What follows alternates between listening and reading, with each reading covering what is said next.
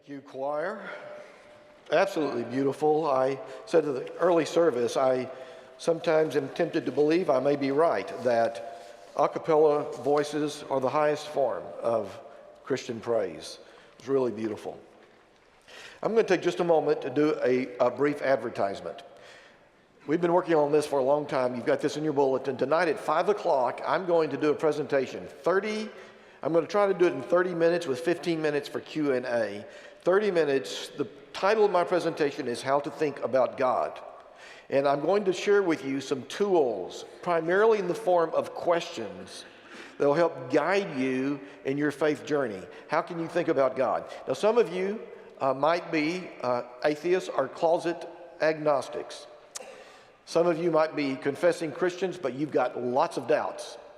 Most of us are confessing Christians, but we're just a little bit fuzzy about everything. Maybe there are a few of us that have vital lives of faith.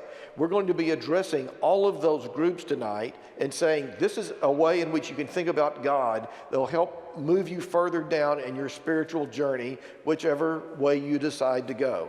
So it's a kind of a summary of all things I've been thinking over the last few years. I really do hope you'll be there. I think it'll be interesting. We've got really good cookies. If you don't like my presentation, there are really good cookies and there's some swag. Kathy Sweeney's got some swag. When I'm through, she's going to unveil a program that I hope a lot of you will, called The Journey, that I hope a lot of you will consider participating in. It is designed to help you move you further down into a richer, more vital, spiritual faith journey. Now today, we're finishing up this series on young Jesus, the early years. All of these sermons have been in the second chapter of Luke, beginning with verse 21 through I think it's verse 53. We've talked about this has proved to be much richer than I thought it would be. 4 different stories compacted in that 30 verses or so. And today we're going to read the final one about Jesus going to the temple. Let me just give you a bit of background. Many of you have been to Jerusalem and to Nazareth, so there's a little distance between Jerusalem and Nazareth, and that's where they were going when they went to the temple. This is a story that some of you are familiar with, beginning with verse 41. Now every year his parents went to Jerusalem for the festival of the Passover. And when Jesus was 12 years old, they went up as usual for the festival. When the festival was ended and they started to return to Jerusalem, the boy Jesus stayed behind in Jerusalem, but his parents did not know it. Now, this next verse is going to tell us about how they were traveling in a group, if you can figure this out. Friends, family, a bunch of people traveling from Nazareth in a group on the road. Everybody's looking after everybody else's kids. You don't worry about it too much. Assuming that he was in the group of travelers, they went a full day's journey back from Jerusalem. Then they started to look for him among their relatives and friends. When they did not find him, they returned to Jerusalem to search for him.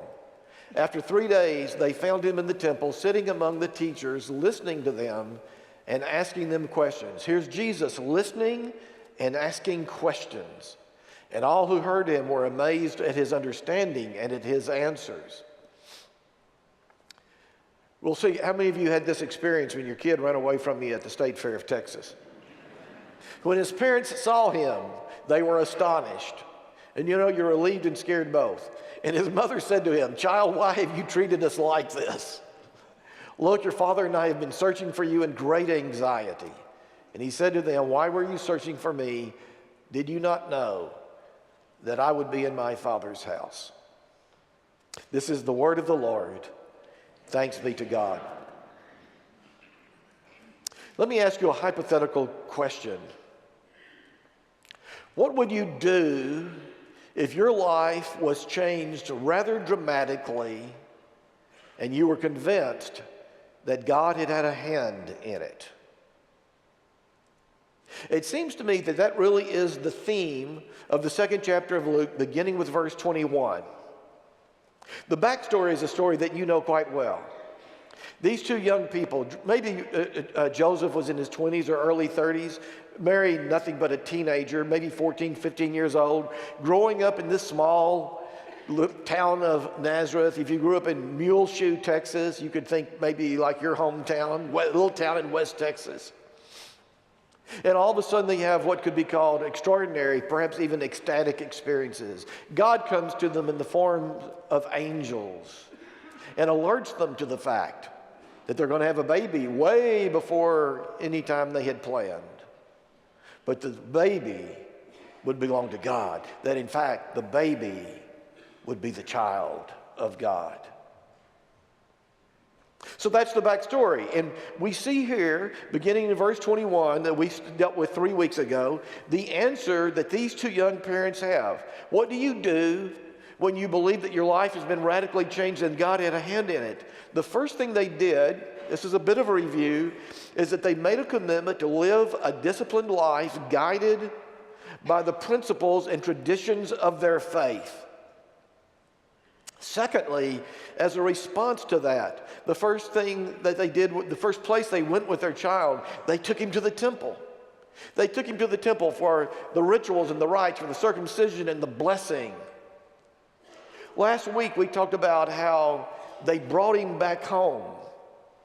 And when they brought him back home, they raised him. We are told by Luke that he grew in stature and in wisdom and in favor with God. And so they obviously decided to raise Jesus and to teach him more than just his ABCs, more than just, the multiplication tables. They decided to teach him about God, about the wisdom that is found in their faith tradition. And then this week, they go back to the temple. And Jesus claims it as his own. Didn't you know that I would be here in my Father's house?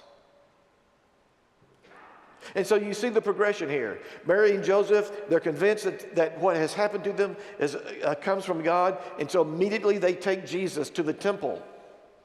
And when they get to the temple immediately embraces Jesus. In the second Sunday, we saw Simeon raising Jesus up, the baby Jesus, the infant, and said, "This is not only a child of God, but this is the Messiah. I can now die in peace." And the prophetess Anna making the same kind of affirmation about him. So they take him to the temple embraces him. They take him back home. He is raised by the traditions within the temple. And today, now Jesus goes back to the temple and Jesus embraces the temple. This is my Father's house. Home, temple, and synagogue, Dr. Fred Craddock, the great New Testament professor and preacher, home, temple, and synagogue formed who Jesus was as a young man. So today there's a couple of interesting questions, I think, for us to deal with. This is one, I don't know whether you think this way when you read this passage, but it occurred to me. Are we to believe that Jesus really did need to go to the temple in order to learn about God? I mean, that's kind of an interesting question, isn't it? Jesus was the Son of God. God was, the theological word, God was incarnate in Jesus. God was in Jesus' flesh. Jesus was God. And so did Jesus really need to go to the temple in order to learn about God? Well, guess what? The answer is yes. When you read this passage, the answer is clearly yes. Jesus goes to the temple because he thought this was his spiritual home in some ways. And we are told that he entered into dialogue with the great teachers of Judaism in the temple. He was asking them questions, and they were asking him questions. And there was this dialogue going back and forth. And so his answers amazed them. He was there to learn about God. He was there to learn about his faith. And I would go so far as to say that he was there because he understood that the practice of faith is partly social in nature. It's not something that we do on our own. We can be spiritual, we can believe in God on our own, but the practice of faith, this is all about how Mary and Joseph decided to practice their faith. The practice of faith is not something that is done in a solitary way. How do we know that? We see it in the very beginning of the Bible. We can flip back there to the Bible, the 12th chapter of Genesis, and we see Abraham and Sarah out there. They're doing fine out there by themselves in his ancestral home. But God comes to them and says, look, it's not just about you. It's about generations yet to be born. I need you to get up and leave this place because there's work to be done. And then we can look there, it's the 3rd chapter of Exodus, and we can look there, the story of Moses, maybe even a better example.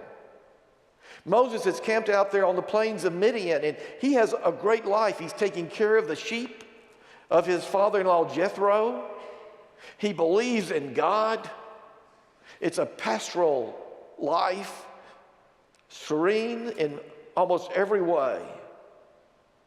And he comes upon this burning bush, and he realizes this is God. He takes off his shoes, he falls to his knees of the burning bush, and he thinks this is a kind of ecstatic experience. He knows that God is in this place, and he wants to stay.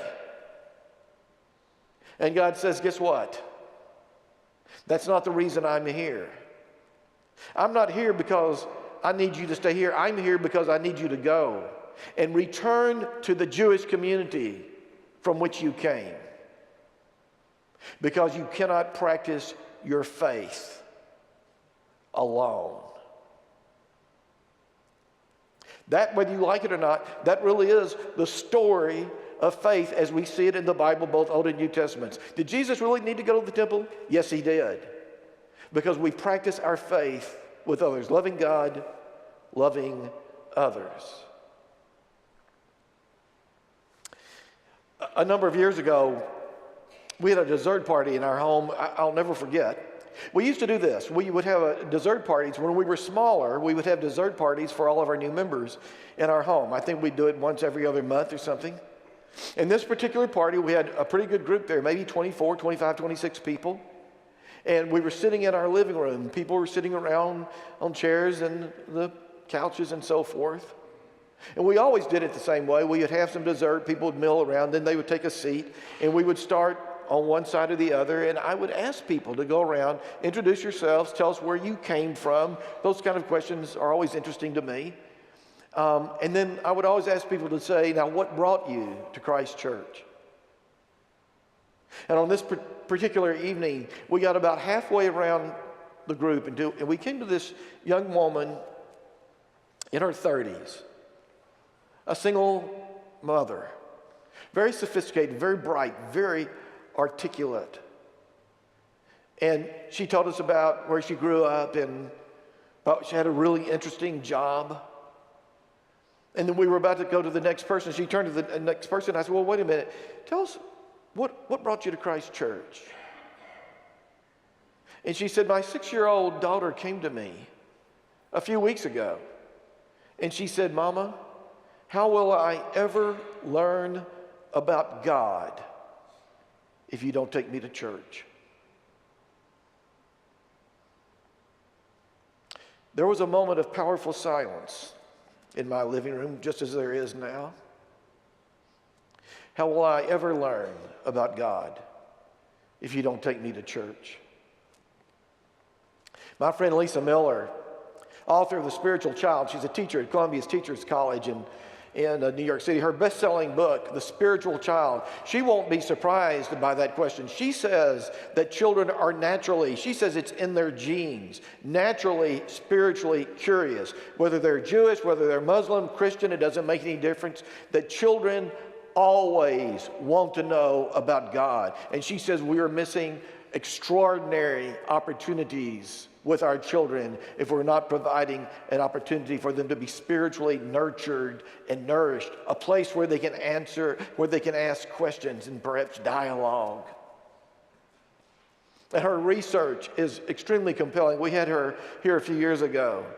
The different outcomes between children who have been raised in a spiritual community, whether the synagogue or the church, doesn't make any difference. The difference in the outcomes, children who've been raised in the church and children who have not been nurtured spiritually. Mama, how will I know about God? How will I learn about God if you don't take me to church? I have to tell you that question haunts me. It has for a long time. If I were able to do this, I would put that question in big bold letters on a big banner and fly it behind Cessna airplanes at 7:45 every morning around every elementary school in North Dallas. I would want every parent to confront that question. I don't say this in a mean way at all. Most of our parents are good parents. Most of our parents believe in God. Most of our parents are trying to teach their children about God. It's just that you can't really do it fully, completely, comprehensively without the faith community gathered. How will I learn about God? This child understood it. How will I learn about God if you don't take me to the church? Increasingly, we are living our lives in ways that are extraordinarily isolated. We live in little tiny bubbles. Some of that is caused by technology in our phones. I talked about that last week. I won't launch into that again. But we are living isolated lives. And to a great extent, the isolation in which we are living is destroying the fabric of our society.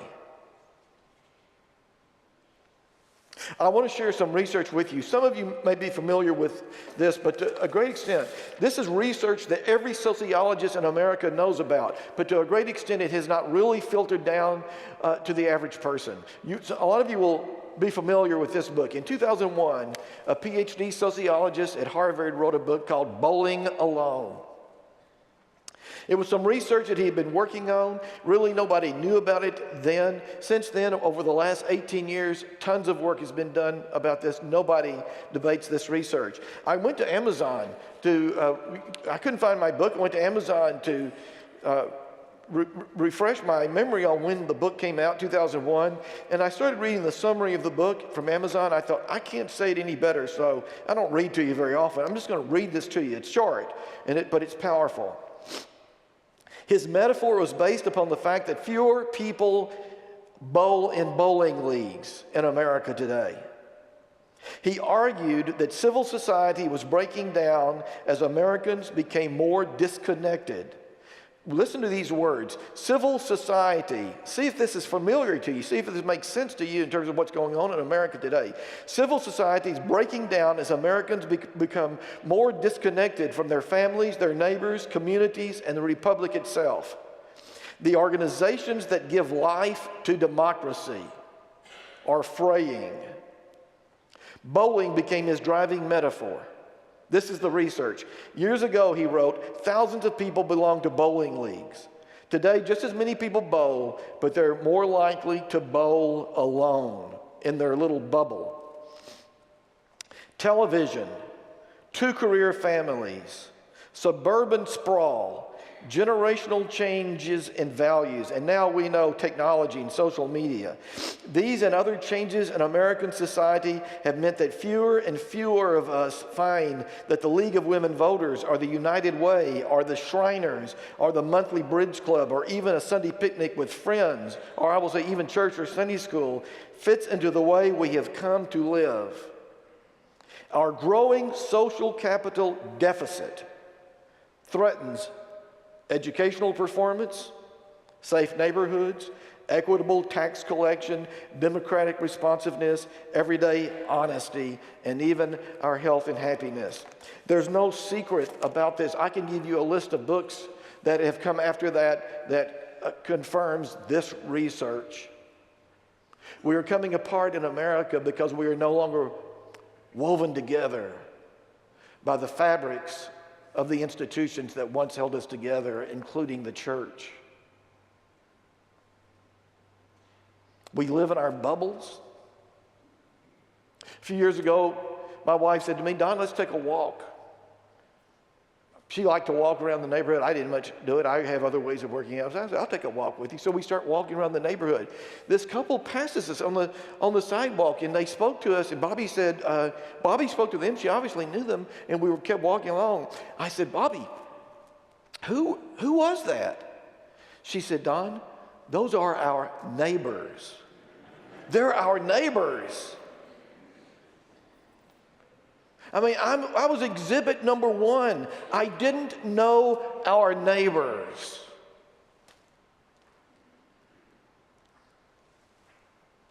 So you understand, when I talk about flying a banner around every school in Plano, saying, well, why don't you bring your child to Sunday school? I don't care whether it's the Baptist church, the Methodist church, the synagogue, the mosque. I mean, I obviously have an agenda there. Some of you are thinking, well, of course, he's a preacher. This is a church. This is his job. He wants to get all those kids into the church, into Sunday school. You bet I do. Of course I do.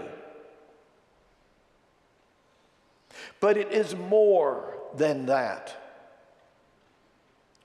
The churches, the synagogues, you can go on, the bridge clubs, you name it, the institutions that bring us together, help us learn how to talk to one another, civil conversation, shared values.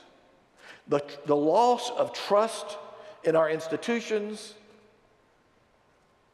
is destroying who we are. I may be old-fashioned, I don't know. All I know is that it's right there in the 2nd chapter of Luke. When Joseph and Mary realized that this child had come to them as a gift from God, they said, oh gosh, our lives are going to radically change. What are we going to do now? They made the commitment to practice their faith. And they understood that the practice of faith is something we do with others. With others.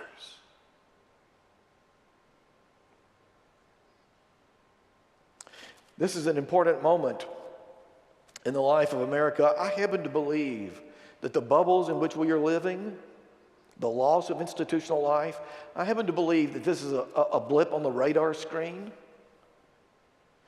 That 20 or 30 years from now, we'll look back and we'll say this was just a little phase that we went through in America. We'll see the growth in healthy institutional life again. But this much I know, that if it happens, it will be led by the church. By the church, the one institution, the one organization in America that is committed to love. That is committed to love. The one institution whose mission is defined by love. In this church we say, loving God and serving neighbor. So maybe we should end the way we began. If you looked at your own life and you say, you know, my life is different somehow. I know that my life is different, and I'm pretty sure that God had a hand in it. What would you do?